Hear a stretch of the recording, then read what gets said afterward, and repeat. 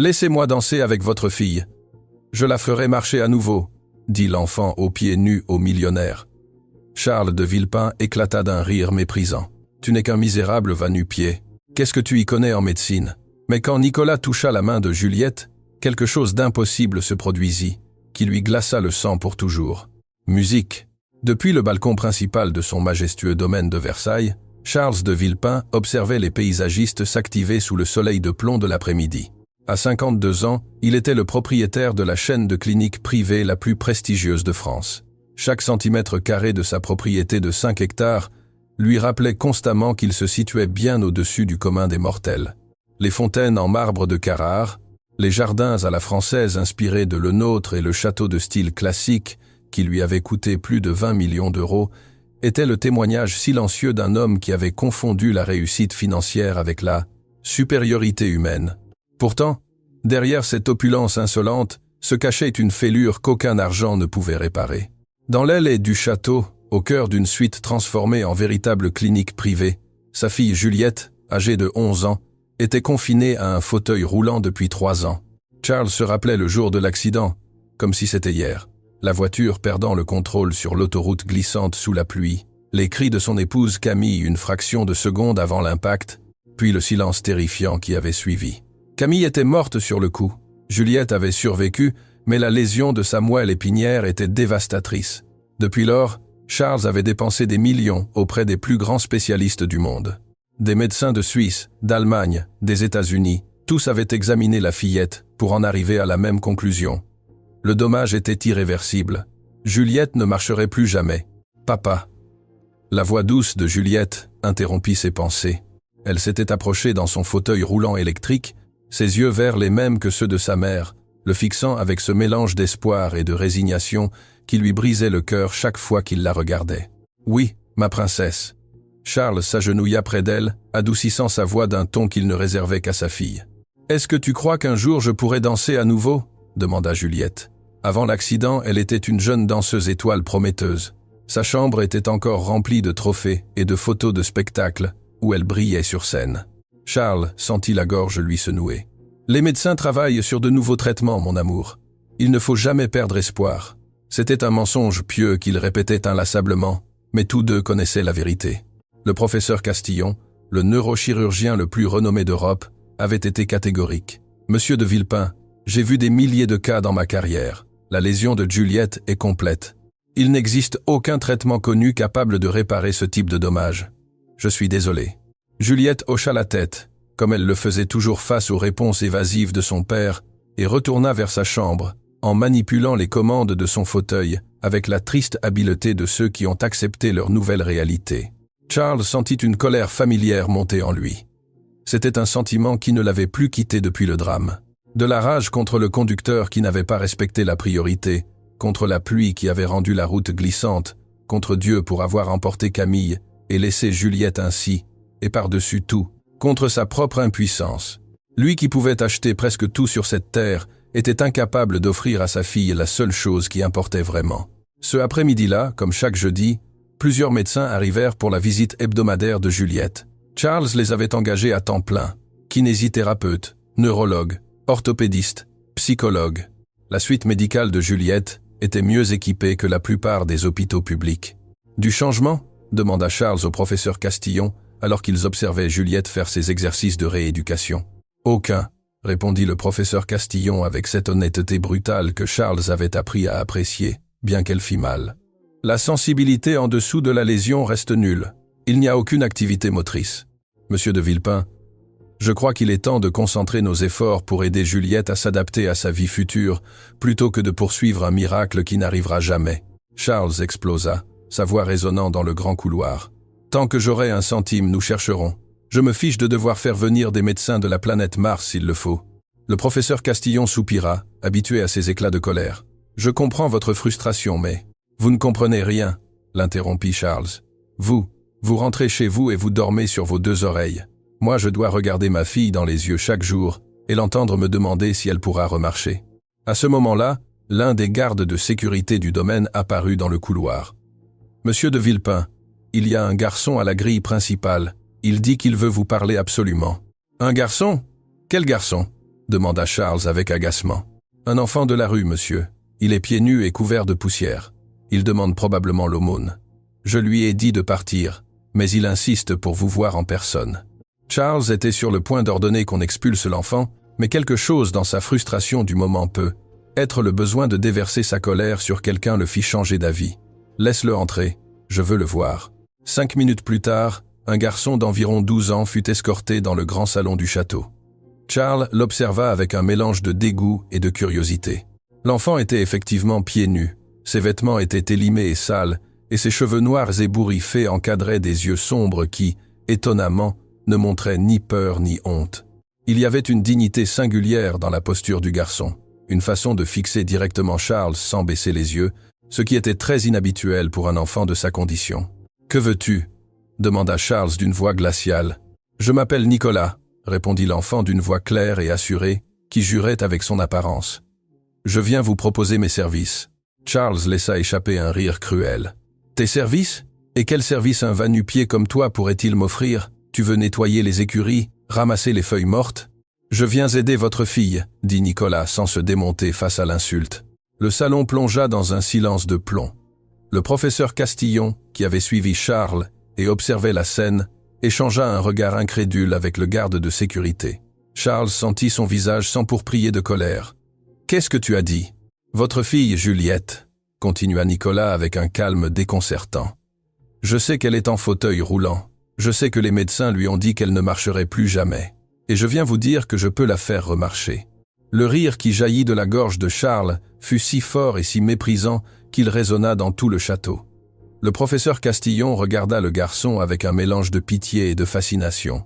Cet enfant des rues avait-il perdu la tête ? « C'est la chose la plus ridicule que j'ai entendue de ma vie, » dit Charles en essuyant une larme de rire au coin de l'œil. « Gamin, ce docteur à côté de moi est le neurochirurgien le plus réputé d'Europe. Il a opéré des chefs d'État et des célébrités. Et toi, un va-nu-pied analphabète, tu crois pouvoir faire ce qu'il ne peut pas faire ? Je n'ai pas dit que j'allais l'opérer, répondit Nicolas. J'ai dit que je pouvais la faire marcher à nouveau. » Charles s'approcha lentement de l'enfant, son expression passant de la moquerie à une colère plus sombre. « Tu sais ce que je pense ? Je pense que tu es un charlatan. Tu as sûrement entendu parler de ma fille, et tu viens essayer de m'extorquer de l'argent avec de faux espoirs. Je ne veux pas de votre argent, dit Nicolas. Alors qu'est-ce que tu veux ? Le garçon le regarda droit dans les yeux. Je veux que vous me laissiez danser avec elle. Le silence qui suivit fut si dense qu'on pouvait entendre le tic-tac de la pendule ancienne sur la cheminée.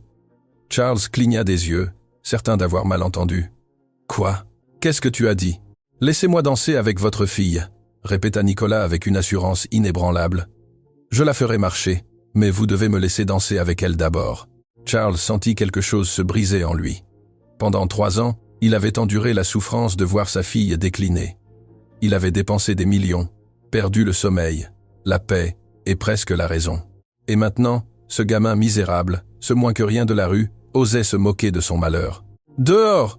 hurla Charles d'une voix si furieuse que le garde recula d'un pas. « Sortez-le de ma propriété sur le champ, et si tu t'approches encore de ma maison, j'appelle la police. » Mais Nicolas ne bougea pas d'un pouce. Il ne cilla même pas devant cette explosion de colère. « Monsieur de Villepin, » dit-il d'une voix qui portait soudain une autorité dépassant de loin son âge. « Je sais que vous êtes en colère.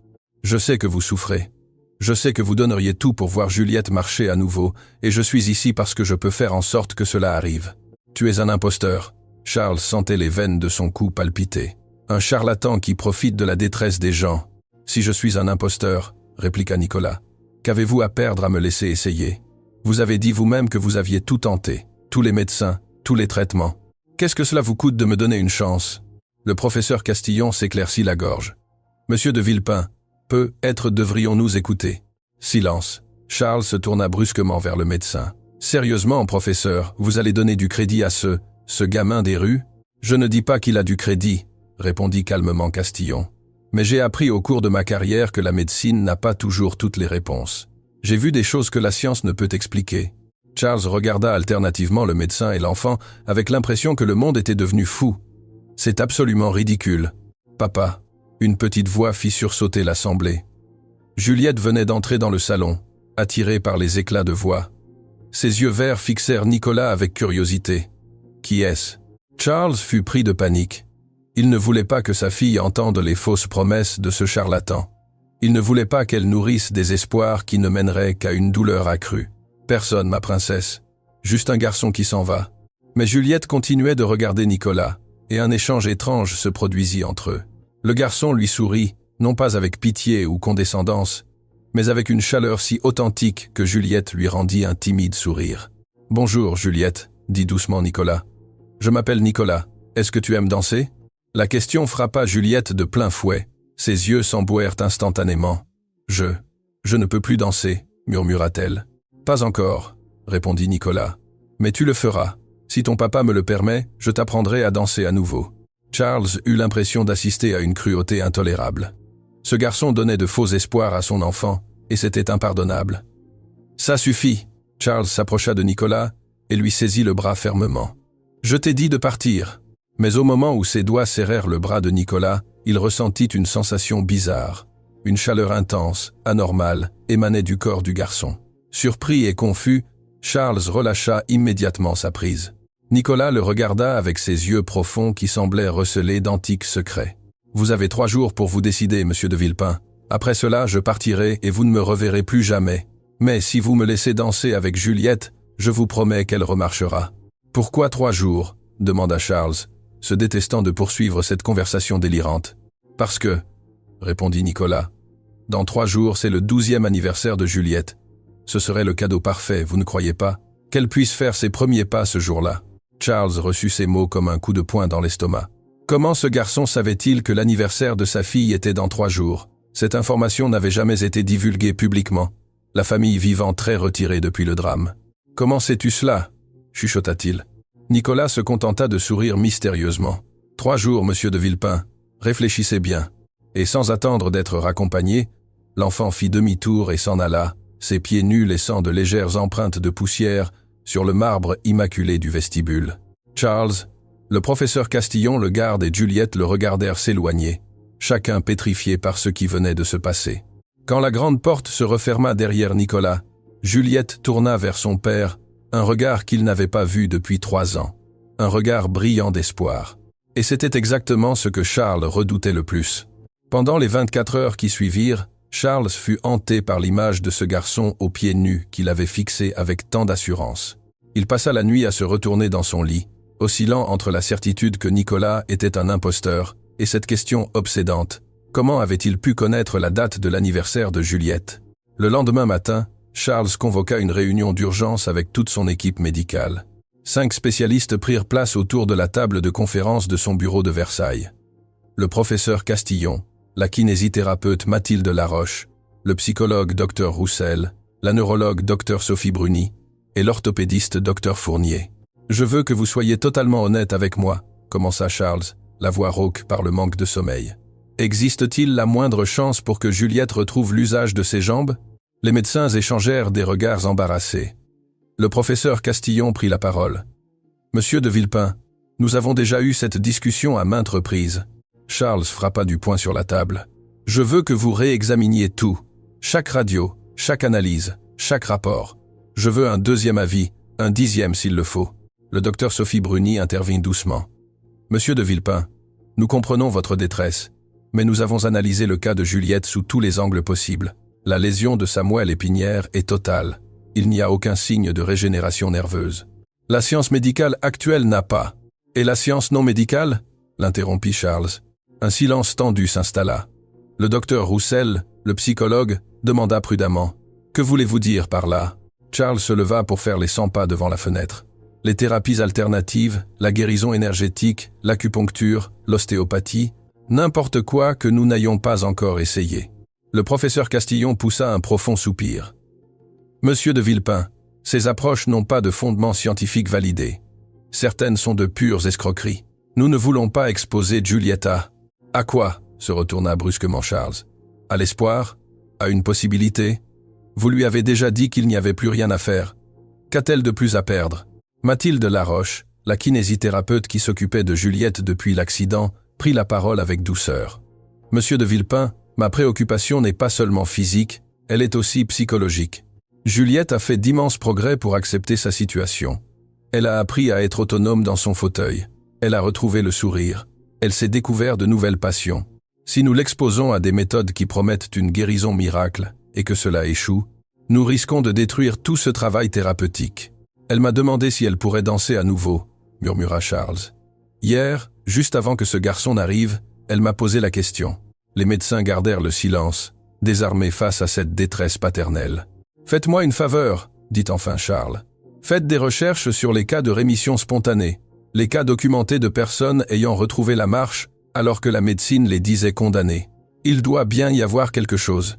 Quelqu'un, quelque part, qui a accompli l'impossible. » Le professeur Castillon acquiesça lentement.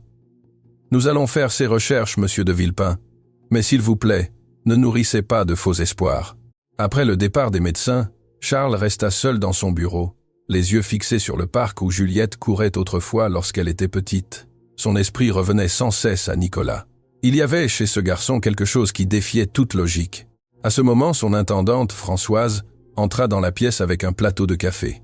Elle travaillait pour la famille de Villepin depuis 30 ans et était l'une des rares personnes en qui Charles avait une totale confiance. « Monsieur Charles, dit-elle doucement, j'ai entendu parler du garçon qui est venu hier. Les nouvelles vont vite au château. » « Juliette ne parle que de lui, j'imagine, répondit Charles avec amertume. « Elle dit qu'il a un regard d'une immense bonté, poursuivit Françoise, et que lorsqu'il l'a regardé, elle a ressenti une sensation qu'elle n'avait pas éprouvée depuis des années. » Charles ressentit un pincement au cœur. « Ce n'est qu'un charlatan, Françoise. Un gamin des rues qui s'est renseigné sur nous pour profiter de notre détresse. »« Peut être, dit Françoise en posant la tasse devant lui. « Ou peut être pas. Savez-vous d'où vient ce garçon ? Qui il est vraiment ? Qu'est-ce que tu veux dire ? J'ai vécu longtemps, monsieur Charles. J'ai vu des choses que la science ne peut expliquer. Ma grand-mère était guérisseuse dans son village en Bretagne. Les gens faisaient des dizaines de kilomètres pour la voir, car elle soulageait les maux simplement en posant ses mains sur eux. » Charles la regarda avec scepticisme. « Françoise, ne me dis pas que tu crois à ces superstitions. Ce n'est pas une superstition si cela fonctionne, » répliqua-t-elle avec fermeté. « J'ai vu ma grand-mère guérir un enfant que les médecins de l'époque avaient condamné. Il avait une fièvre si forte qu'on pensait qu'il ne passerait pas la nuit. Ma grand-mère a veillé sur lui, posant ses mains sur son front en priant. Au matin, la fièvre était tombée. Cet enfant a grandi, il est devenu médecin lui-même et a aujourd'hui ses propres enfants. C'est une coïncidence, une réaction du système immunitaire, rétorqua Charles. Appelez cela comme vous voulez, dit Françoise. Mais tout dans ce monde ne peut pas être mesuré par des éprouvettes ou des scanners. Parfois, il y a des mystères qui dépassent notre entendement. Une fois Françoise partie, Charles passa l'après-midi à chercher sur Internet des témoignages de guérison inexpliqués. Il trouva des dizaines de récits, des personnes sorties du coma après des années, des paralytiques ayant retrouvé l'usage de leurs membres, des cancers en phase terminale disparus, sans explication médicale. Les scientifiques appelaient cela des rémissions spontanées ou des anomalies statistiques. Mais Charles se demandait s'il n'y avait pas une autre vérité. En fin d'après-midi, il prit la décision d'aller chercher Nicolas. Si le garçon vivait dans la rue, il ne devait pas être bien loin. Charles ordonna à son chauffeur de le conduire vers une banlieue défavorisée du nord de Paris, un secteur qu'il évitait d'ordinaire, marqué par des barres d'immeubles dégradés et des terrains vagues. « Monsieur, êtes-vous sûr de vouloir aller là-bas » demanda le chauffeur avec inquiétude. « Ce quartier n'est pas très sûr. »« Conduis, c'est tout » répondit Charles. Ils sillonnèrent des rues animées où des enfants jouaient au football sur le bitume usé, près de commerces de fortune et d'immeubles aux façades grises. Charles ressentit un mélange de malaise et de culpabilité. Il avait toujours vécu dans une bulle de privilèges, entouré de luxe, sans jamais se soucier de la réalité de cette autre partie du monde. Après une heure de recherches infructueuses, il était sur le point de renoncer lorsqu'il aperçut un rassemblement. Dans un petit parc urbain un peu délaissé, un groupe de jeunes s'était formé en cercle. Au centre, dansant pieds nus sur le béton fêlé, se trouvait Nicolas. Charles descendit de voiture et s'approcha lentement. Ce qu'il vit le coupa le souffle. Nicolas ne se contentait pas de s'agiter. Il exécutait des mouvements de ballet classiques avec une grâce et une précision technique qui auraient fait pleurer d'admiration un maître de l'Opéra de Paris. Ses pieds nus glissaient sur le sol rugueux comme s'il se produisait sur la scène la plus prestigieuse du monde. Les autres jeunes le regardaient avec fascination, subjugués par la beauté du spectacle. Lorsque la démonstration s'acheva, la petite foule l'applaudit chaleureusement. Nicolas salua avec une élégance théâtrale, un sourire aux lèvres. C'est alors qu'il croisa le regard de Charles, qui l'observait en retrait. « Le garçon ne parut nullement surpris de le voir là. Il s'approcha de lui avec cette assurance tranquille qui continuait de déconcerter le millionnaire. « Monsieur de Villepin, dit-il comme s'il l'avait attendu, vous avez changé d'avis? Où as-tu appris à danser de cette façon ?» demanda Charles, ignorant sa question. « En quoi cela importe-t-il? Parce qu'un tel niveau exige des années d'entraînement intensif, des cours coûteux, des écoles de danse réputées.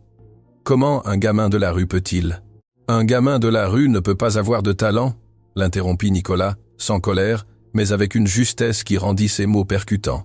« Un enfant pauvre ne peut pas être exceptionnel ?» Charles se sentit rougir de honte. « Ce n'est pas ce que je voulais dire. »« Si, c'est exactement ce que vous pensiez, » dit Nicolas. « Vous supposez que parce que mes pieds sont sales et mes habits usés, je ne peux rien savoir ni rien maîtriser. C'est pour cela que vous vous êtes moqué de moi hier. Pour vous, la valeur d'un être humain se mesure à ses vêtements et à son compte en banque. » Ces paroles frappèrent Charles comme autant de gifles. C'était précisément ce qu'il avait toujours pensé, même s'il ne l'aurait jamais avoué à voix haute. « Ma mère était danseuse, » poursuivit Nicolas, sa voix s'adoucissant. « C'était la plus grande artiste que j'ai jamais connue. Elle m'a tout appris. Elle m'a montré que la danse n'est pas qu'une suite de mouvements physiques, c'est un langage. Une façon de toucher l'âme de quelqu'un sans prononcer un seul mot. « Et ta mère ? Où est-elle » demanda Charles hésitant. « Elle est morte il y a 2 ans, » répondit Nicolas. « Un cancer. Les médecins lui donnaient 6 mois à vivre. Elle a tenu 2 ans de plus parce qu'elle refusait de s'arrêter de danser. Elle disait que tant qu'elle pouvait danser, elle était pleinement vivante. » Charles sentit une boule d'émotion lui serrer la poitrine. « Je suis désolé. Je n'ai pas besoin de votre pitié, » dit Nicolas. « J'ai besoin de votre confiance. Juliette mérite de se sentir à nouveau pleinement vivante. Et tu penses pouvoir lui offrir cela simplement en dansant avec elle ?» Nicolas sourit mystérieusement. « La danse n'est qu'un vecteur, monsieur de Villepin. Ce n'est pas le but ultime. Lorsque 2 personnes dansent ensemble avec sincérité, lorsque leurs âmes se connectent à travers le mouvement, il se produit des choses que votre science ne peut pas concevoir. Cela ressemble à du mysticisme bon marché, » répondit Charles, bien que sa voix ait perdu toute trace de sa superbe passé. « Appelez cela comme il vous plaît, » dit Nicolas, en haussant les épaules. « Mais vous savez que je dis vrai. Vous le pressentez au fond de vous, sinon vous ne seriez pas venu me chercher. » Charles ne put le contredire. Il y avait chez cet enfant une présence magnétique qui défiait sa rationalité d'homme d'affaires, mais qui résonnait avec une part intime de lui-même, endormi depuis le drame. « Si je te laisse essayer, » dit lentement Charles, « et que tu échoues, Juliette sera anéantie. Cet espoir que tu suscites ne fera que rendre sa douleur encore plus intolérable. Et si je réussis, » répliqua Nicolas, « si je peux réellement la faire marcher à nouveau, le jeu n'en vaut-il pas la chandelle ?» C'était la question cruciale. Charles pensa à Juliette qui lui demandait si elle danserait un jour à nouveau. Il pensa à ses yeux illuminés par une lueur d'espoir qu'il n'avait plus vue depuis 3 ans. Il pensa à la chance, même infime, que ce garçon extraordinaire ait raison. « 2 jours, » dit enfin Charles. « Il reste 2 jours avant l'anniversaire de Juliette. Viens demain soir à la maison. Je te laisserai danser avec elle. Mais si tu lui fais du mal, d'une manière ou d'une autre, je m'assurerai que tu ne puisses plus jamais approcher ma famille. » Nicolas acquiesça gravement. « Demain soir à 19h, alors, et préparez votre cœur à un miracle, monsieur de Villepin. » En retournant à sa voiture, Charles ne put s'empêcher de se retourner une dernière fois. Nicolas avait rejoint ses camarades et s'était remis à danser, ses mouvements si harmonieux qu'ils semblaient presque irréels au milieu de ce décor de béton.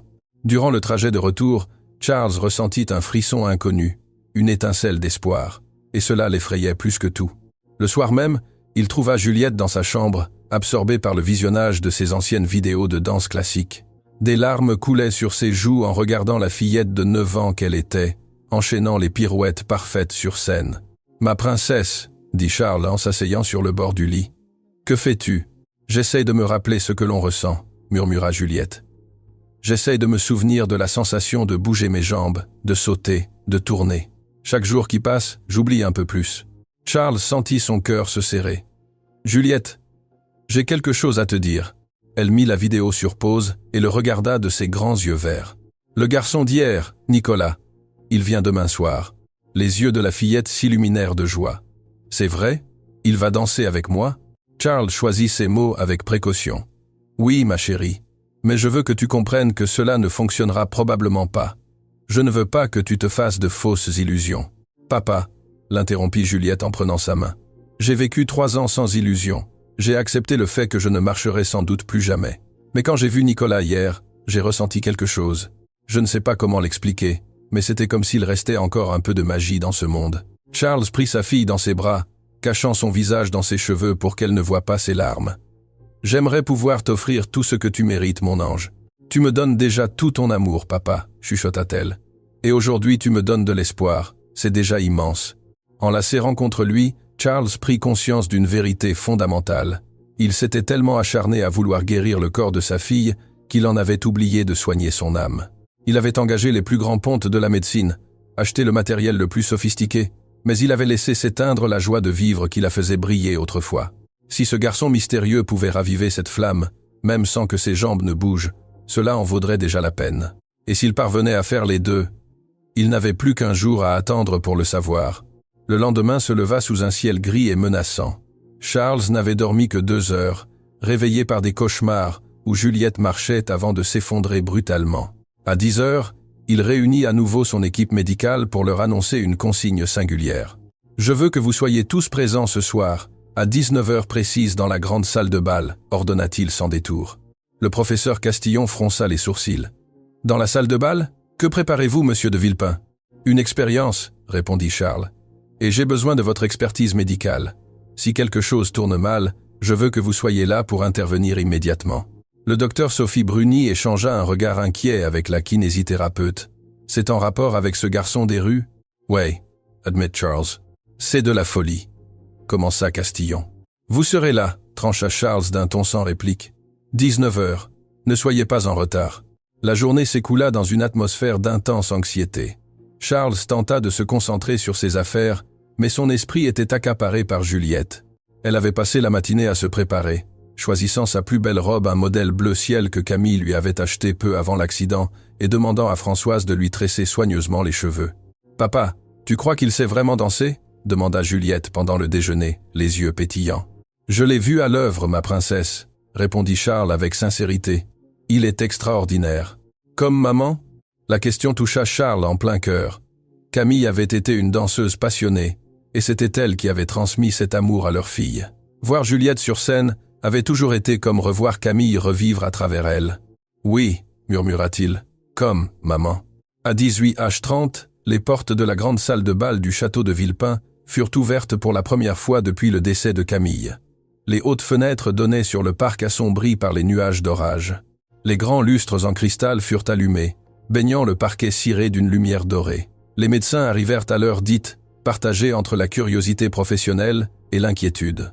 Le professeur Castillon avait apporté sa trousse de secours, prêt à parer à toute éventualité, tandis que Mathilde installait ses appareils de mesure portatifs, insistant sur la nécessité de surveiller les constantes de Juliette en cas d'effort physique. À 18h55, Juliette fut conduite dans la salle de bal. Dans sa robe bleue, ses cheveux ornés de rubans blancs, elle affichait un visage où se lisait une attente fébrile et une vulnérabilité touchante. 19 heures passèrent, puis 19h05, 19h10. « Où est-il » demanda le docteur Roussel en consultant sa montre. Charles sentit la panique monter. Et si Nicolas ne venait pas? Si tout cela n'avait été qu'une mauvaise plaisanterie? Il regarda Juliette, voyant l'espoir s'éteindre peu à peu dans ses yeux, et ressentit une colère noire contre ce garçon qui avait osé leur infliger cela.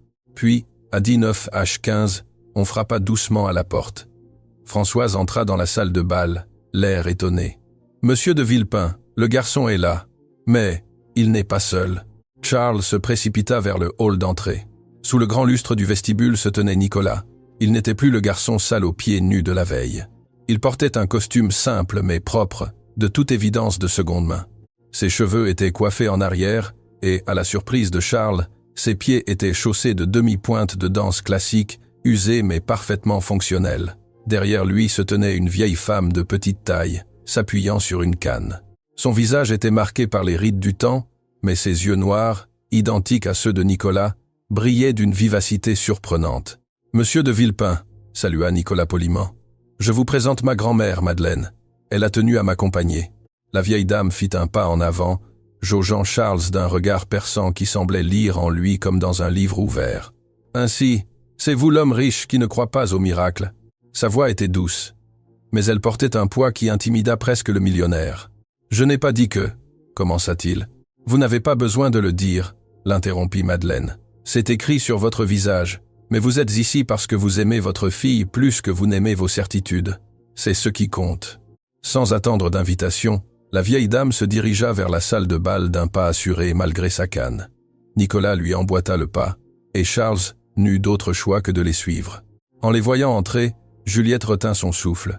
Nicolas semblait transformé, entouré d'une aura de confiance qui semblait rendre l'atmosphère de la pièce plus vibrante. « Juliette », dit Nicolas en s'agenouillant près de son fauteuil, la fixant intensément. « Es-tu prête à danser ?»« Je ne peux pas », murmura Juliette, les larmes aux yeux. « Mes jambes ne bougent pas. » Nicolas sourit. « Nous ne allons pas danser avec tes jambes pour commencer. Nous allons danser avec ton cœur. » Il lui tendit la main. Juliette tourna les yeux vers son père comme pour y chercher la force de franchir le pas. Charles hocha la tête, le cœur battant à tout rompre. La fillette posa alors sa main dans celle de Nicolas. Au moment précis où leurs paumes se touchèrent, un phénomène stupéfiant se produisit. Les moniteurs de Mathilde se mirent à émettre des signaux inhabituels. Le docteur Sophie Bruni s'approcha précipitamment pour examiner les tracés avec un air de stupéfaction totale. « C'est impossible », murmura-t-elle. « Son rythme cardiaque se synchronise avec le sien. »« Quoi ?» Charles s'approcha à son tour des écrans. Les courbes rouges pour Juliette, bleues pour Nicolas, oscillaient désormais en parfaite harmonie, dessinant des motifs identiques, comme si deux cœurs distincts s'étaient accordés pour battre à l'unisson. Nicolas se redressa, sans lâcher la main de Juliette. « Ferme les yeux », lui dit-il doucement, « et souviens-toi de ce que l'on ressent quand on danse. Ne pense pas à tes jambes, pense à la musique qui vibre en toi. » Juliette ferma les yeux, des larmes perlant sur ses cils. Madeleine, qui observait la scène en silence, commença alors à fredonner. Ce n'était pas une chanson connue, mais une mélodie ancestrale, un chant breton qui semblait venir du fond des âges. Sa voix, étonnamment claire et puissante pour son grand âge, emplit la pièce d'une vibration profonde. Nicolas commença à esquisser des pas de danse. Ce n'était pas une chorégraphie classique ordinaire, mais un enchaînement fluide et gracieux, comme s'il dessinait des vagues d'énergie invisibles autour de Juliette.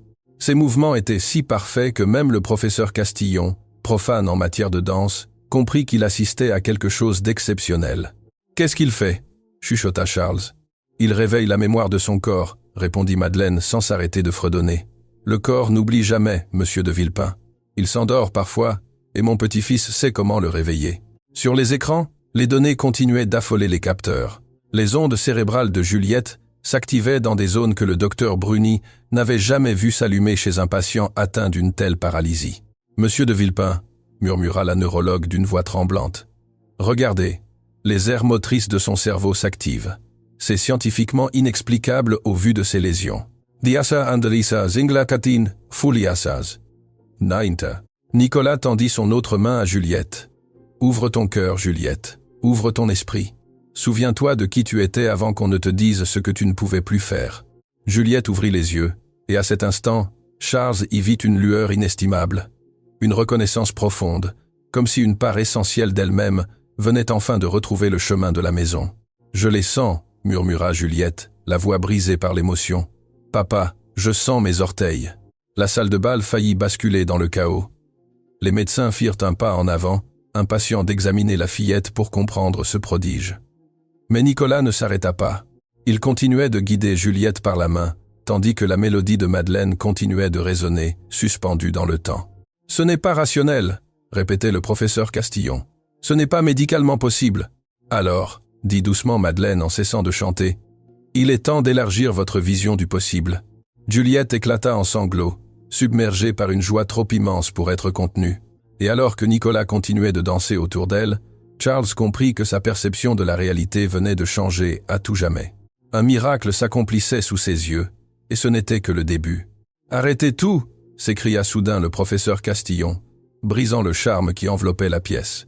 Il s'interposa brusquement, écartant la main de Nicolas. « Je ne peux pas laisser cette mise en scène se poursuivre sans procéder à des vérifications médicales rigoureuses. » Dès que le contact physique fut rompu, l'atmosphère de la pièce retomba instantanément. Juliette poussa un soupir de déception, les yeux écarquillés. « Non !» s'écria-t-elle, en tendant désespérément la main vers Nicolas. « Je les sentais encore. Ne l'arrêtez pas. » Mais Castillon était déjà agenouillé, testant ses réflexes, pressant différents points sur ses jambes et réalisant les examens neurologiques habituels qu'il avait répétés des dizaines de fois en 3 ans. Son scepticisme se mua rapidement en une totale stupéfaction. « Ce n'est pas logique », murmura-t-il. Il sortit un instrument de sa trousse pour mesurer les réactions nerveuses et l'appliqua sur le mollet de Juliette. « Juliette, ressens-tu cela ?»« Oui », répondit-elle, la voix tremblante. « Oui, je le sens. » Le docteur Bruni s'approcha à son tour. « Où exactement localises-tu la sensation ?»« C'est comme des fourmillements, » expliqua la fillette, des larmes de joie coulant sur son visage. « Comme quand ma jambe s'endort et commence à se réveiller, mais c'est plus profond. Je le sens dans mes muscles. » Les 2 neurologues se regardèrent, pétrifiés. Depuis 3 ans, chaque examen avait confirmé l'absence totale d'activité nerveuse sous la lésion. Et voilà qu'en l'espace de quelques minutes, tout avait changé. « Nous devons l'emmener à la clinique immédiatement pour un scanner complet », déclara Castillon d'un ton pressant. « Non », s'opposa fermement Juliette. « Je ne veux pas aller à l'hôpital. Nicolas, s'il te plaît, continue. » Charles restait immobile, observant sa fille, les médecins interdits et Nicolas, qui se tenait à l'écart, avec une sérénité qui tranchait avec l'agitation ambiante. « Qu'est-ce que tu lui as fait ?» finit-il par demander à voix basse. Nicolas croisa son regard. « Je ne lui ai rien fait, monsieur de Villepin. J'ai seulement rappelé à son corps ce qu'il avait oublié. Le corps humain possède une mémoire et une intelligence bien plus vastes que ce que votre science veut bien admettre. »« C'est de la pseudo-science, » protesta Castillon. « Une lésion médulaire complète ne se répare pas par la force de la pensée ou du souvenir.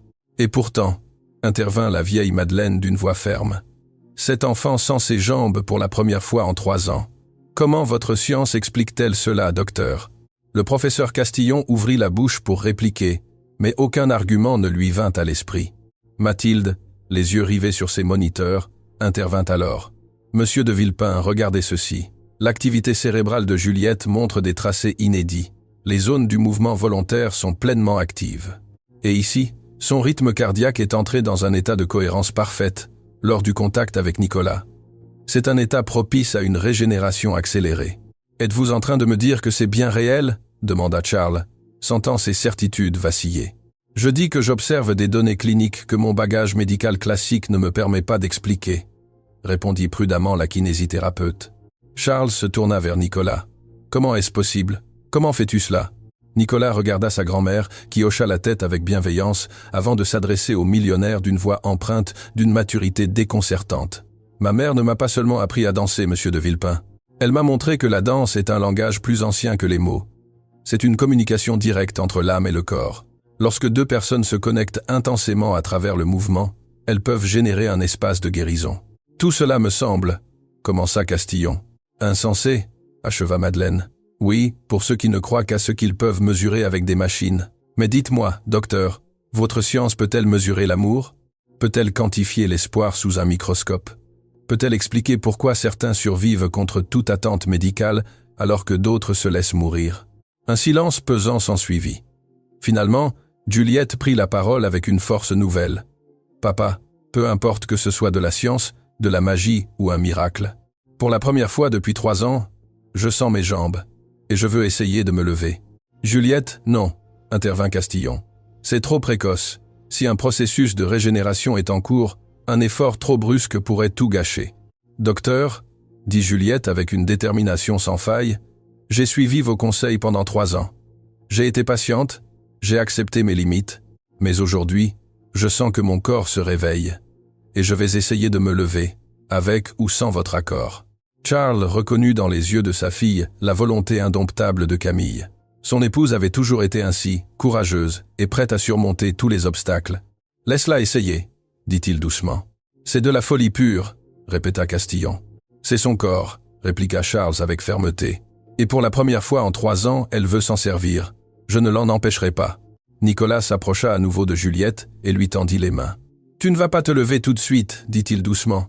« Il faut d'abord fortifier la connexion entre ton esprit et tes muscles. Commençons par quelque chose de plus modeste. »« Quoi ?» demanda Juliette, le regard brillant de détermination. « Bouger tes orteils. Cela peut sembler insignifiant. Mais pour quelqu'un qui n'a pas bougé un membre depuis 3 ans, c'est l'équivalent de gravir l'Everest. » Elle saisit les mains de Nicolas, et de nouveau, les capteurs s'affolèrent. Nicolas recommença à fredonner la mélodie de sa grand-mère tout en guidant les bras de Juliette dans des mouvements harmonieux. Ne te focalise pas sur tes pieds, lui conseilla-t-il. Laisse-toi porter par le rythme. Laisse la musique circuler en toi, depuis ton cœur jusqu'au bout de tes membres. La danse ne naît pas des pieds, elle naît de l'âme.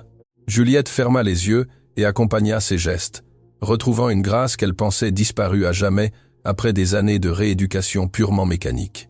Les médecins observaient les écrans avec stupeur, les signaux neuronaux franchissaient la zone lésée. « C'est phénoménal », murmura Mathilde. Son système nerveux est en train de créer de nouvelles voies de contournement en temps réel.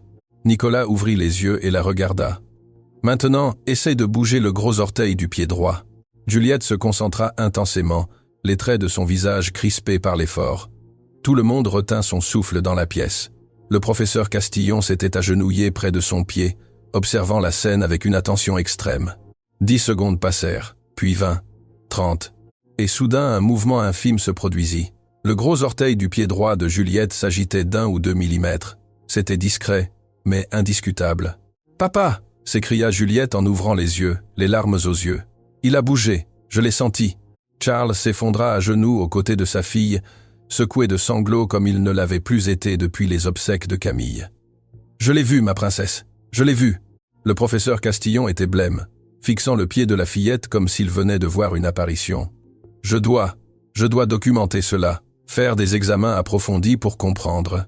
Ce que vous devez faire, » dit doucement Madeleine, « c'est accepter qu'il existe dans cet univers des réalités que vos manuels scolaires n'ont pas prévues. » Le docteur Bruni s'approcha de Nicolas avec un profond respect matiné de crainte. « Comment as-tu appris cela? Qui t'a enseigné cette méthode? »« Ma mère, » répondit tristement le garçon. Dans ces derniers jours, lorsque la douleur devenait insoutenable, elle s'est rendue compte que lorsque nous dansions ensemble, la souffrance s'estompait. Les médecins parlaient d'effets placebo ou de distraction, mais elle savait qu'il s'agissait d'autre chose. La danse la soignait d'une manière différente. Et elle? La neurologue n'osa pas finir sa phrase. « Elle est morte », conclut calmement Nicolas. Mais elle a vécu 2 ans de plus que ce que la médecine prédisait. Et durant ces 2 années, elle a dansé chaque jour, jusqu'à son dernier souffle. Charles essuya ses larmes, regardant ce garçon extraordinaire qui venait de bouleverser leur vie. Est-ce qu'elle pourra remarcher un jour? Nicolas regarda Juliette, qui le fixait avec une dévotion touchante. Cela dépendra, dit-il, de sa volonté de croire en l'impossible. J'y crois de toutes mes forces, affirma immédiatement Juliette. Nicolas lui sourit. Alors oui, tu danseras à nouveau, Juliette. Mais pas ce soir. Ton corps a besoin de repos pour assimiler ce qui vient de commencer. Je reviendrai demain pour ton anniversaire. Et si tout se passe bien, tu feras tes premiers pas. Un silence solennel s'installa dans la pièce. Personne n'osa contredire cette promesse, pas même les médecins les plus sceptiques. Charles prit la parole, la voix brisée par l'émotion. « Nicolas, je ne sais pas qui tu es vraiment. Un guérisseur, un guide, ou simplement un être exceptionnel. Mais je tiens à te présenter mes excuses. »« Pourquoi ?» demanda l'enfant. « Pour t'avoir jugé.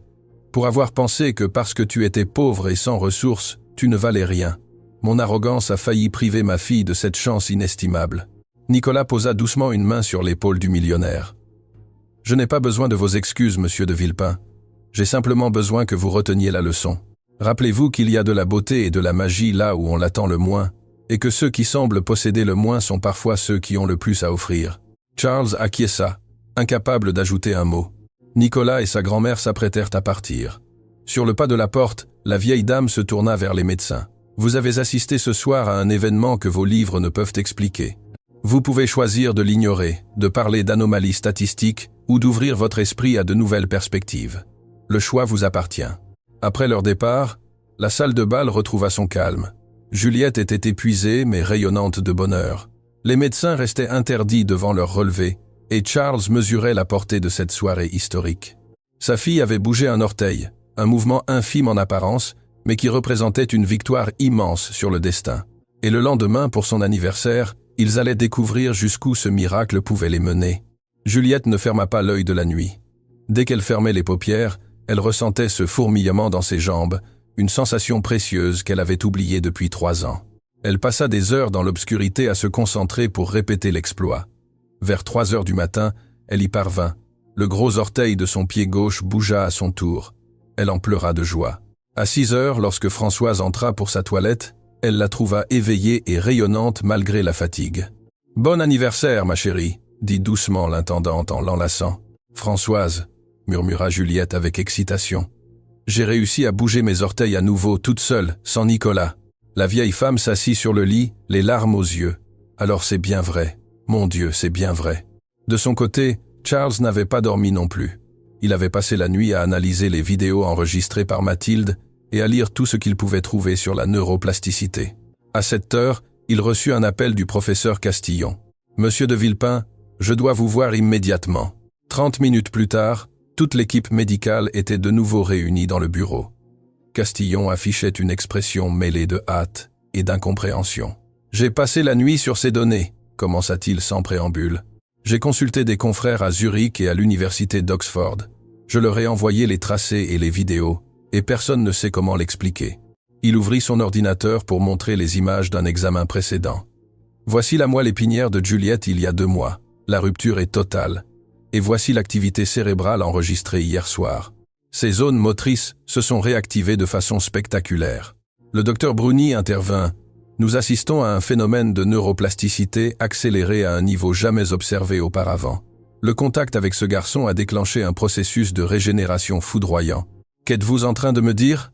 demanda Charles. « Nous disons que ce que nous avons observé défie nos connaissances actuelles, » répondit Castillon. « Si nous pouvions décrypter ce processus, nous pourrions potentiellement révolutionner le traitement de milliers de paralysés. » Le docteur Roussel, le psychologue, apporta un autre éclairage. « Il ne faut pas négliger la dimension psychologique.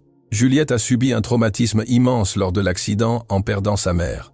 Il est possible qu'une part de sa paralysie ait été une forme de blocage psychologique, une manière pour son corps de figer la douleur. Cela relève de la théorie, objecta l'orthopédiste. Hier encore, tout ce que nous observons aurait été qualifié de théorie farfelue, rétorqua le docteur Bruni. Nous ne pouvons plus fermer les yeux sur les faits. Charles se leva et regarda par la fenêtre.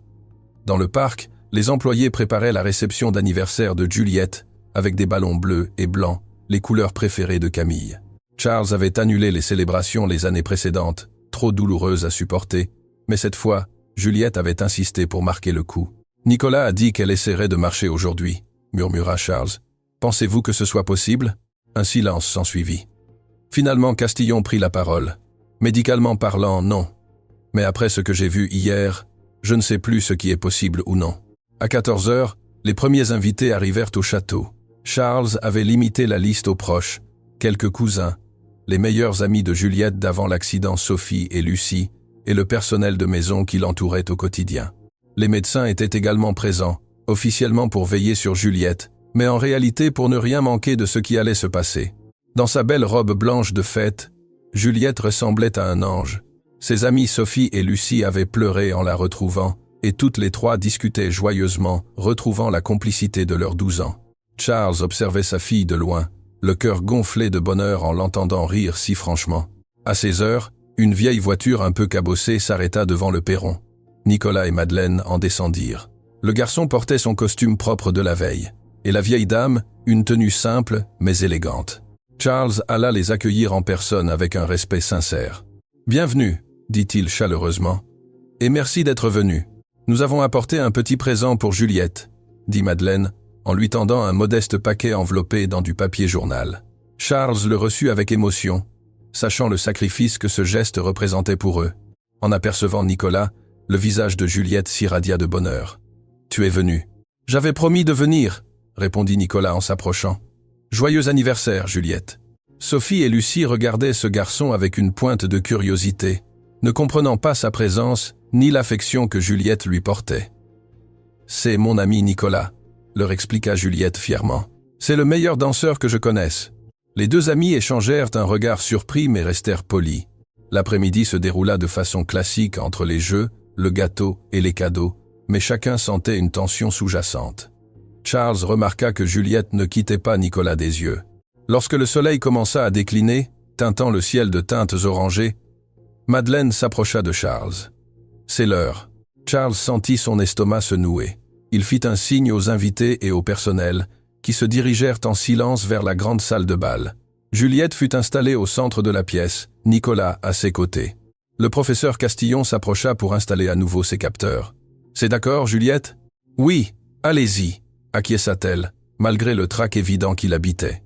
Pendant que le médecin s'affairait, Charles s'agenouilla près d'elle et prit ses mains. « Ma princesse, peu importe ce qui se passe aujourd'hui, sache que je suis immensément fier de toi.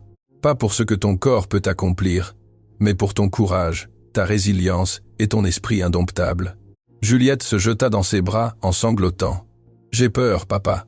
Si cela ne fonctionnait pas, si hier n'avait été qu'un hasard, alors nous continuerons à chercher ensemble, » répondit Charles d'une voix douce pour masquer sa propre angoisse. « Mais aujourd'hui, tu dois essayer de toutes tes forces. » Nicolas s'approcha et lui tendit la main.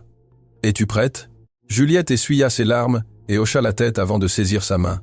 Instantanément, la connexion s'établit et les écrans s'animèrent, montrant à nouveau cette synchronisation incroyable entre les deux adolescents. Cette fois, Nicolas ne commença pas à danser tout de suite. Il ferma les yeux et parla d'une voix claire qui résonna dans toute la pièce. « Juliette, je veux que tu penses à ta mère. » Un silence de cathédrale s'installa dans la salle. Charles reçut ces mots comme un choc. « Je veux que tu te rappelles la dernière fois que vous avez dansé ensemble, avant l'accident, » continua Nicolas. « Souviens-toi de la joie, de l'amour, de ce lien si fort. » Juliette commença à trembler, des larmes inondant ses joues. « Je ne peux pas, c'est trop douloureux. »« Je sais, » dit doucement Nicolas. « Mais la douleur que tu portes en toi, la culpabilité d'avoir survécu alors qu'elle est partie, tout cela est resté bloqué dans ton corps et paralyse tes jambes. Tu dois libérer cette souffrance. » Charles fit un mouvement pour s'interposer et protéger sa fille de cette épreuve émotionnelle, mais Madeleine posa fermement sa main sur son épaule pour le retenir. « Ta mère ne voudrait pas que tu portes ce fardeau, » poursuivit Nicolas. « Elle ne voudrait pas te voir prisonnière de ce fauteuil. Elle voudrait que tu danses, que tu vives pleinement et que tu sois libre. » Juliette éclata alors en sanglots libérateurs, tout son corps secoué par la force de sa peine enfouie. Et tandis qu'elle pleurait, les moniteurs enregistrèrent une activité neurologique d'une intensité inégalée tout le long de sa colonne vertébrale. C'était comme si un barrage venait de céder en elle. Nicolas commença à esquisser des mouvements lents et majestueux autour de Juliette, une danse empreinte de tristesse et d'espoir. Il se mit à chanter doucement un air mélancolique, bientôt rejoint par la voix de sa grand-mère, créant une harmonie poignante qui semblait suspendre le temps. Soudain, Juliette ouvrit grand les yeux. Ce n'était plus seulement des picotements. Elle ressentait pleinement ses jambes, ses muscles, la consistance de ses membres endormis depuis 3 ans. « Nicolas !» s'écria-t-elle. « Je sens mes jambes. » Des murmures de stupeur s'élevèrent parmi l'assistance. Les médecins s'approchèrent pour vérifier les données des appareils, les visages figés par l'incrédulité. Nicolas s'arrêta devant elle et la regarda droit dans les yeux. « Alors, lève-toi. » C'était l'ordre le plus simple et le plus insensé à la fois. Pendant 3 ans, les plus grands spécialistes lui avaient répété que c'était impossible. Et voilà que ce garçon l'invitait à défier cette sentence. Juliette chercha le regard de son père. Charles, les yeux baignés de larmes, lui fit un signe d'encouragement. « Vas-y, ma princesse, je suis là pour te rattraper si tu tombes. » Juliette posa fermement ses mains sur les accoudoirs de son fauteuil. Son cœur battait la chamade, affichée en temps réel sur les écrans. Nicolas tendit ses mains vers elle, non pas pour la soulever, mais pour lui servir de guide. Dans un effort suprême qui mobilisa toute sa force spirituelle et physique, la fillette prit appui sur ses jambes. Ses genoux tremblèrent violemment. Pendant une fraction de seconde, on crut qu'elle allait s'effondrer. Le professeur Castillon fit un geste pour intervenir, mais miraculeusement, les jambes de Juliette tinrent bon. Elle se redressa lentement pour se tenir debout. Pour la première fois depuis 3 ans, Juliette de Villepin était debout sur ses propres jambes. La salle de bal explosa en cris de joie, en applaudissements et en pleurs. Mais Juliette n'entendait rien. Elle était tout entière habitée par cette sensation extraordinaire de ressentir le poids de son corps porté par ses propres muscles. « Je suis debout », murmura-t-elle incrédule. « Papa, je tiens debout. » Charles s'élança pour la serrer dans ses bras, mais Nicolas l'arrêta doucement. « Pas encore. Laissez-la savourer cet instant. » Juliette resta debout durant quelques secondes qui parurent une éternité. La sueur perlait sur son front, mais elle tenait bon. Nicolas lui tendit alors de nouveau la main. « Maintenant, danse avec moi. » Sous les yeux ébahis des spectateurs, Juliette fit son premier pas. Ce premier pas fut hésitant et chancelant, mais c'était un pas bien réel. Ses jambes menaçaient de céder à tout instant, mais Nicolas la soutenait avec une assurance tranquille, la guidant sans la porter pour laisser ses muscles travailler d'eux-mêmes. « Ne réfléchis pas, » lui souffla-t-il. « Laisse-toi porter par le rythme. » Il commença alors à esquisser un pas de 2 très simple avec elle, Un balancement doux, un pas après l'autre, comme on apprend à marcher à un enfant. Dans la salle, les larmes coulaient à flots. Sophie et Lucie s'enlaçaient en pleurant. Françoise s'était agenouillée pour réciter une prière de remerciement. Les employés du château, qui s'étaient occupés d'elle avec tant de dévouement, la regardaient avec une immense émotion. Mais les plus bouleversés restaient les médecins. Le professeur Castillon était livide, les yeux fixés sur les écrans pour s'assurer qu'il ne s'agissait pas d'une anomalie technique. Le docteur Bruni cachait son visage dans ses mains, terrassé par l'émotion, tandis que Mathilde s'était effondrée sur une chaise, secouée de sanglots. Charles restait pétrifié, incapable de faire le moindre mouvement. Il assistait à l'impossible. Sa fille, sa petite princesse, dansait à nouveau. Juliette enchaîna un deuxième pas, puis un troisième. Ses mouvements étaient encore maladroits, bien loin de la fluidité de son enfance, mais ils incarnaient la vie retrouvée. Après quelques pas supplémentaires, ses forces commencèrent à l'abandonner. Nicolas la raccompagna doucement vers son fauteuil pour l'y asseoir. Juliette halétait sous l'effort, mais son regard étincelait d'un bonheur indicible. « J'ai réussi », murmura-t-elle. « Papa, j'ai réussi. » Charles put enfin se détacher de sa torpeur. Il se jeta sur sa fille, l'enlaçant avec une tendresse infinie, pleurant à chaudes larmes devant tout le monde. « Ma fille, ma chérie, Tardy Tassum, Islasta, Alain. » La pièce s'emplit de félicitations. Les invités s'approchaient pour l'embrasser et toucher ses jambes comme pour s'assurer de la réalité du prodige. Au milieu de cette effervescence, Nicolas et sa grand-mère s'éclipsèrent discrètement vers la sortie. C'est le professeur Castillon qui les rattrapa dans le hall d'entrée. « Attendez !» dit-il, la voix chevrotante. « Nous devons comprendre. Comment est-ce possible ?» Madeleine le regarda de ses yeux empreints d'une sagesse ancestrale. « Voulez-vous vraiment comprendre, docteur, ou cherchez-vous simplement à faire entrer ce miracle dans vos catégories scientifiques ? »« Je cherche la vérité, » répondit le médecin. « La vérité, » dit doucement la vieille dame, « c'est que le corps humain recèle des mystères insoupçonnés. La vérité, c'est qu'il existe un lien puissant entre la souffrance de l'esprit et celle du corps. La guérison exige parfois plus que de simples remèdes chimiques. Elle réclame de la bienveillance, de la présence et la foi en l'impossible. » Le docteur Bruni s'approcha à son tour. Mais comment Nicolas a-t-il développé cette faculté? Existe-t-il d'autres personnes comme lui? Pourrait-il enseigner sa méthode? Nicolas prit la parole à son tour. Ma mère avait ce don. Elle ressentait la souffrance des autres comme si c'était la sienne. En dansant avec ceux qui souffraient, elle parvenait à les libérer de leur douleur. Cela ne fonctionnait pas à tous les coups, mais elle soulageait ceux qui étaient prêts à guérir. Et elle t'a transmis ce savoir? Interrogea le psychologue, fasciné. Elle m'a appris à écouter avec mon cœur, répondit Nicolas. À percevoir où se loge la souffrance dans le corps de l'autre et à utiliser le mouvement pour la libérer. Charles s'approcha à son tour, tenant toujours Juliette par la main. Pourquoi être venu vers nous, parmi tant d'autres? Madeleine prit la parole. Parce que vous aviez besoin d'aide, monsieur de Villepin. Pas seulement votre fille, mais vous aussi. Pendant des années, vous vous êtes abrité derrière votre fortune pour fuir votre douleur, méprisant ceux qui n'avaient pas votre réussite. Mais la souffrance ne fait pas de différence entre les riches et les pauvres. Juliette avait besoin de guérir son corps, et vous aviez besoin de guérir votre cœur en apprenant l'humilité. Charles baissa la tête, reconnaissant la justesse de ses mots. Je l'ai compris. Je l'ai enfin compris. À ce moment, un employé s'approcha, l'air embarrassé. Monsieur de Villepin, il y a des journalistes à la grille. L'information s'est propagée sur les réseaux sociaux. Ils demandent à vous parler. Charles fronça les sourcils. Déjà? C'est inévitable dans notre monde connecté, dit l'employé. Il parle déjà du miracle du château de Versailles. Le professeur Castillon se tendit. Monsieur de Villepin, si cette affaire s'ébruite avant que nous ayons pu mener des examens sérieux, de quoi avez-vous peur, docteur? L'interrompit Madeleine. De devoir admettre que la médecine classique n'explique pas tout? Ce n'est pas cela, se défendit Castillon. Mais si nous parvenons à comprendre ce processus, nous pourrions aider des milliers de personnes blessées. On ne peut pas codifier cela sous forme de protocole médical, dit Nicolas avec assurance. Ce qui s'est passé avec Juliette est unique et propre à sa situation. Chaque être est différent. Chaque chemin vers la guérison l'est aussi. Mais il doit y avoir des principes généraux, insista le docteur Bruni. Il y en a un, dit Madeleine. C'est l'amour et la considération de l'autre dans sa globalité. Mais cela ne se vend pas sous forme de brevet médical, n'est-ce pas? Les médecins restèrent silencieux face à cette remarque pleine de bon sens. Charles prit sa décision. Je ne parlerai pas aux journalistes aujourd'hui. C'est l'anniversaire de ma fille, et elle mérite de faire la fête sans être transformée en bête de foire. Mais tôt ou tard, l'histoire se saura, fit remarquer Castillon. Et il y aura des sollicitations de toutes parts. Alors nous dirons la vérité, déclara Juliette avec assurance. Nous dirons que la guérison est un chemin complexe qui requiert de l'espoir, de l'amour et le courage d'affronter sa propre souffrance.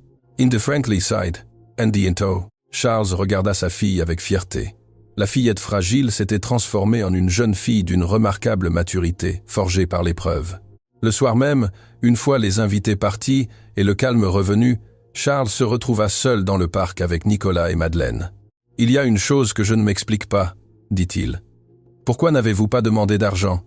Vous auriez pu exiger n'importe quelle somme pour ce que vous avez accompli. » Nicolas sourit. « L'argent ne peut pas acheter notre don, monsieur de Villepin. Monnayer ce service en corromprait l'essence même. Mais vous vivez dans le besoin, » fit remarquer Charles en désignant discrètement leurs habits modestes. « Vous possédez une faculté extraordinaire qui pourrait faire votre fortune. » « Nous sommes déjà riches, » répliqua fermement Madeleine. « Riches d'amour, de sens et de la joie d'aider notre prochain. Votre conception de la richesse ne nous intéresse pas. » Charles s'assit sur un banc, profondément touché. « Vous m'avez tant appris en si peu de temps. Je prenais ma fortune pour de la valeur humaine, et j'étais bien sot. Vous étiez simplement un homme blessé qui avait oublié l'essentiel, » dit Madeleine avec bienveillance. « Mais vous êtes en train de vous en souvenir, et c'est ce qui importe. »« Je veux changer les choses, » dit Charles. « Je veux que ma fortune serve à quelque chose de grand. »« Alors faites-le, » l'encouragea la vieille dame. Charles regarda vers le château.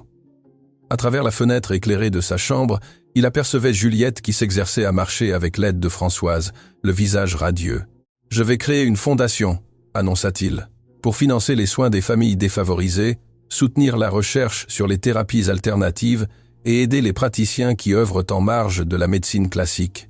C'est un noble projet, » salua Madeleine. « Mais le ferez-vous par pure générosité ou pour soulager votre conscience ?» Charles réfléchit sincèrement. « Un peu des deux, je suppose. Est-ce condamnable ?»« Non, » sourit Madeleine. « Les motivations pures sont rares, c'est l'action qui compte. » Nicolas, qui contemplait les étoiles, prit la parole. « Monsieur de Villepin, il y a une chose essentielle à comprendre. Juliette est au début de son parcours. Ses jambes se réveillent, mais elle aura besoin de mois d'efforts pour retrouver toute sa force. J'engagerai Mathilde pour travailler avec elle chaque jour, » dit Charles. « Mathilde s'occupera de la rééducation physique, » souligna Nicolas. « Mais Juliette devra aussi poursuivre son travail émotionnel. La libération d'aujourd'hui est une première étape, mais 3 ans de peine et de regrets ne s'effacent pas en un jour. Qu'il est là, dicera, à ce qu'il est là. Tu continueras à l'accompagner » demanda Charles avec espoir. Nicolas échangea un regard lourd de sens avec sa grand-mère. « Pour quelque temps, oui, mais à terme, Juliette devra apprendre à cheminer seule et à devenir sa propre guérisseuse. » Charles acquiesça, comprenant la justesse de ses propos. Il ne pouvait dépendre indéfiniment du garçon. « Il y a une dernière chose, » ajouta Madeleine en se levant. « Ces séances épuisent Nicolas. Canaliser de telles énergies demande un lourd tribut physique. » Charles observa le garçon, remarquant pour la première fois sa pâleur et sa démarche légèrement hésitante. « Tu vas bien ?»« Ça va, » répondit doucement Nicolas. « J'ai juste besoin de repos. »« Restez ici ce soir, » proposa immédiatement Charles. « Nous avons de nombreuses chambres d'amis à votre disposition. » Madeleine voulut décliner, mais Charles insista. « Ce n'est pas de la charité, c'est de la gratitude. Et j'ai encore tant à apprendre de vous deux. » La vieille dame regarda son petit-fils, qui hocha faiblement la tête. « D'accord, » accepta-t-elle. « Pour cette nuit. » En les raccompagnant, Charles mesura le chemin parcouru. Cet homme d'affaires qui pensait tout régenter par l'argent venait de recevoir la plus belle leçon de vie de la part d'un enfant démuni et de sa grand-mère. Et le lendemain, lorsque le monde apprendrait la nouvelle, leur vie allait changer à tout jamais. Le lendemain matin, le balai des hélicoptères de presse commença au-dessus du domaine de Versailles. Charles fut réveillé à 6 heures par Juliette qui entrait lentement dans sa chambre en s'appuyant sur les murs, les yeux brillants de joie. « Papa !» s'écria-t-elle. « J'ai réussi à venir de ma chambre toute seule. » Charles la serra contre lui dans un élan de reconnaissance indicible. Lorsqu'ils descendirent pour le petit déjeuner, ils trouvèrent Nicolas et Madeleine attablés avec Françoise. « La presse s'enflamme », signala Françoise en lui tendant son téléphone. Les réseaux sociaux ne parlaient que de cela. Miracle au château de Versailles. Le mystérieux guérisseur de la fille du millionnaire. À 7 heures, le professeur Castillon l'appela. « Monsieur de Villepin, il y a des dizaines de journalistes devant vos grilles. Des hôpitaux du monde entier me contactent. Nous devons faire une mise au point officielle. Charles consulta Nicolas et Madeleine du regard. Madeleine hocha la tête. Il est temps de parler, mais dites toute la vérité, pas seulement celle qui vous arrange. À 10 heures, Charles organisa une conférence de presse dans le parc du château. Des reporters du monde entier s'étaient rassemblés devant une tribune inhabituelle, où siégeaient Charles, Juliette dans son fauteuil roulant, Nicolas dans son costume modeste, Madeleine et l'équipe médicale au grand complet. « Bonjour à tous », commença Charles, d'une voix empreinte d'une humilité nouvelle. « Avant de vous parler du cas de ma fille, je tiens à faire une déclaration publique. » Les murmures des journalistes s'estompèrent instantanément. « Durant des années, j'ai été un homme arrogant, » poursuivit Charles, la voix légèrement tremblante. « J'ai jugé les gens à l'aune de leur réussite financière, méprisant ceux que je considérais comme inférieurs. J'avais tort sur toute la ligne. » Il désigna Nicolas. « Ce jeune garçon s'est présenté chez moi il y a quelques jours. Il était nu-pieds et misérable, et je l'ai traité avec le plus grand mépris. J'ai failli le faire expulser de chez moi. Pourtant, ce garçon que je prenais pour un va-nu-pieds sans valeur possédait un don exceptionnel, celui de guérir le corps de ma fille et d'éveiller mon âme à la compassion. » Juliette prit affectueusement la main de son père. « Ma fille était paralysée depuis 3 ans à la suite du tragique accident qui a coûté la vie à mon épouse Camille. J'ai consulté les plus grands pontes mondiaux, qui s'accordaient tous à dire qu'elle ne marcherait plus jamais. Et ils avaient raison selon la médecine conventionnelle. » Le professeur Castillon prit le micro à son tour. « En tant que neurochirurgien, je confirme que la récupération de Juliette défie nos explications scientifiques actuelles. Les données cliniques recueillies hier soir sont inexplicables par la médecine classique. »« Comment l'expliquez-vous alors ?» demanda un journaliste. Madeleine s'approcha du micro. « En admettant simplement que la science n'a pas encore tout décrypté. Le corps humain possède des ressources insoupçonnées, et l'amour, la bienveillance et l'écoute sincère des souffrances intimes sont des moteurs puissants de guérison. »« Parlez-vous d'un miracle ?» relança un reporter. « Tout dépend de ce que vous entendez par là, » répondit la vieille dame. « S'il s'agit d'activer des forces de régénération par des voies encore inconnues de votre médecine, alors oui, c'en est un. » Juliette prit la parole à son tour, sa voix claire résonnant dans les haut-parleurs. « Je veux que vous compreniez une chose essentielle. Nicolas ne m'a pas guéri par magie. C'était un travail difficile. Pendant 3 ans, j'ai porté la culpabilité de l'accident, le regret d'avoir survécu alors que ma maman était partie. Cette souffrance bloquait mes jambes.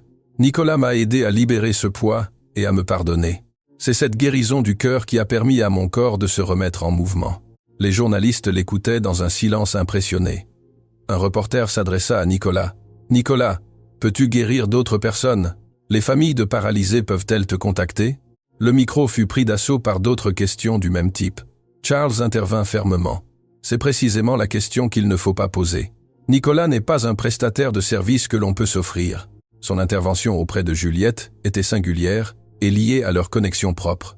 Nicolas acquiesça. « Je ne suis pas un faiseur de miracles. Je sais simplement écouter les souffrances logées dans le corps et l'esprit. Certaines personnes sont prêtes à guérir, d'autres non, et je n'ai pas le pouvoir d'en décider. » Madeleine ajouta. La leçon à retenir est que la guérison globale exige d'associer la médecine classique à une prise en compte spirituelle et humaine de la personne. Charles fit alors son annonce majeure.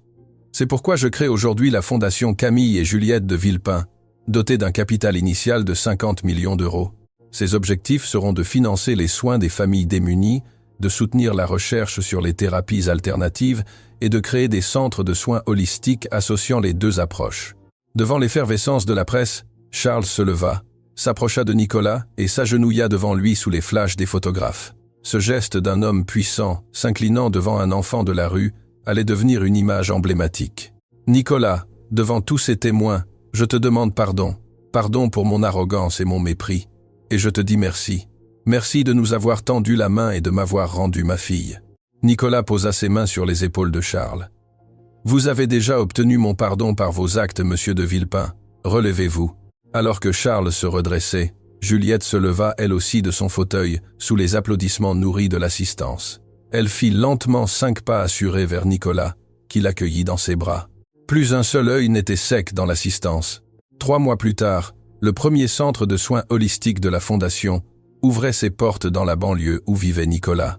Charles avait également réorganisé la tarification de ses propres cliniques pour la rendre accessible à tous, indépendamment de leurs revenus, et visitait régulièrement les patients pour s'assurer de leur bien, être humain. Juliette marchait désormais sans aide, s'impliquant activement dans la fondation pour témoigner de son parcours. Nicolas et sa grand-mère continuaient de vivre simplement, refusant toute aide financière personnelle, mais acceptant de former de jeunes thérapeutes au sein de la fondation. 1 an après l'accident qui avait tout changé, Charles, Juliette, Nicolas et Madeleine se recueillirent devant la tombe de Camille pour y déposer des fleurs. Juliette se tenait droite et équilibrée. « Maman » murmura-t-elle, « j'ai enfin recommencé à danser. C'est différent d'avant, mais c'est magnifique. » Elle exécuta alors une pirouette gracieuse sur le gazon, sous le regard ému de son père. Nicolas lui tendit la main pour esquisser quelques pas de danse à ses côtés. Madeleine posa sa main sur l'épaule de Charles. « Camille est fière de vous, de ce que vous êtes devenu. Elle est en paix. » Charles remarqua alors que Nicolas boitillait légèrement. « Tu as mal à la jambe, Nicolas ?» Le garçon, qui avait grandi, lui adressa un sourire teinté de mélancolie. « Tout va bien, monsieur de Villepin. » Mais Madeleine retint Charles par le bras alors que les adolescents s'éloignaient. « Il faut que vous sachiez, dit-elle à voix basse. Mon petit-fils possède le même don que sa mère, mais il a aussi hérité de sa maladie. » Charles blêmit. « De quoi parlez-vous ? » « Un cancer, répondit simplement la vieille dame. « Les médecins lui donnent 2 ans tout au plus. »« Non, murmura Charles, terrassé par la nouvelle. « Nous pouvons le soigner. J'engagerai les meilleurs oncologues du monde. Je paierai n'importe quel prix. »« Nous avons déjà tout tenté, dit Madeleine avec douceur. Il est sous traitement depuis 6 mois. C'est pour cela qu'il est venu vers vous. Il savait que ses jours étaient comptés et voulait accomplir une dernière belle action. » Charles regarda le garçon qui riait avec Juliette à quelques mètres de là, portant sa propre condamnation à mort avec un courage admirable. Nicolas lui avait enseigné que la valeur d'une vie ne se mesure pas à sa longévité, mais à la trace qu'elle laisse dans le cœur des hommes. Charles mobilisa ses meilleures équipes médicales pour accompagner Nicolas. Bien qu'ils ne pussent le guérir, ils parvinrent à prolonger son existence de façon significative. 5 ans plus tard, Charles de Villepin était installé au premier rang de l'Opéra Garnier à Paris, aux côtés de Madeleine, désormais âgée de près de 90 ans. Sur scène, interprétant le rôle principal d'une prestigieuse production, se tenait Juliette, âgée de 17 ans, rayonnante de force et de grâce. À la fin de sa performance, la salle entière se leva pour une ovation de 10 minutes. Juliette salua le public, les yeux embués de larmes, cherchant le regard de son père dans la foule. « Je t'aime », lui mima-t-elle en silence. Dans sa loge fleurie après le spectacle, Juliette serrait contre elle une photo d'elle et de Nicolas, prise lors de leur dernière danse commune. 1 an avant que le cancer ne l'emporte à l'âge de 18 ans. « Je t'avais promis de danser à nouveau », murmura-t-elle à l'adresse du portrait. « Tout cela est pour toi. » Charles l'enlaça tendrement. « Il serait si fier de toi. »« Je le sais, » sourit-elle. « Il m'a appris que la danse n'est pas qu'une affaire de technique. C'est l'expression même de l'âme.